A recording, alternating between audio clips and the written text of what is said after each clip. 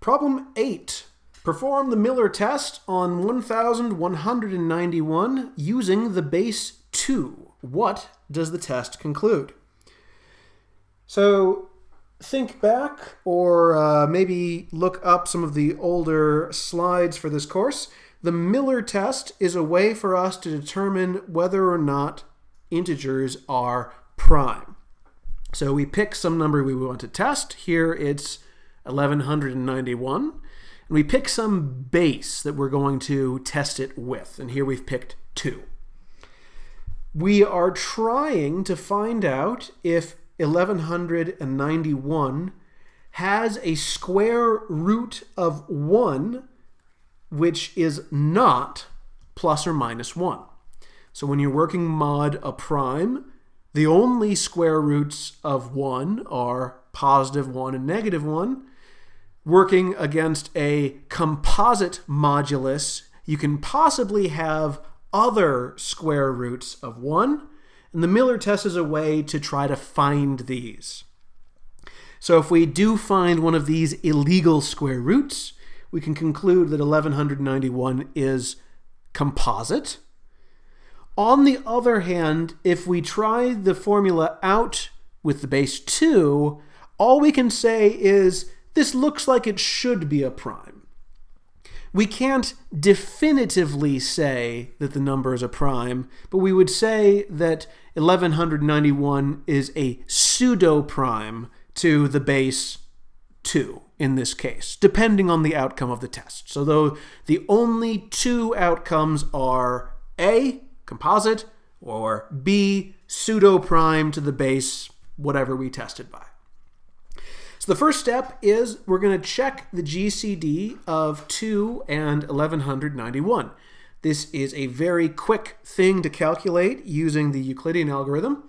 And the Euclidean algorithm aside, 2 is prime, 1191 is not even, so this GCD just has to be 1. So these 2 numbers are relatively prime, which is good. If there was a GCD here that was not 1, then that GCD would be a divisor of 1191, and then 1191 would be composite. Okay, so assuming, as we do here, that we've got relatively prime base and test number, we are going to look at the number 1191 minus 1. So the reason for this is if 1191 is prime, then this would actually be phi of 1191. And we know that 2 to this power will be 1 mod 1191. We're going to divide out all of the 2's from 1190. And since 1190 divided by 2 is 595, that's as far as we got to go. We're going to take this 595 and use it as an exponent. So we're going to calculate 2 to the power 595, and we're going to reduce modulo 1191. And I get 395 doing that. Here is where we're going to ask, does this make sense if 1191 was a prime number? And the problem is that if 1191 was prime, then 2 to the power 1190 would be 1 mod 1191. But that would mean that 395 squared would also be 1 mod 1191. If I square both sides of this congruence, the left-hand side is going to be 2 to the power 1190.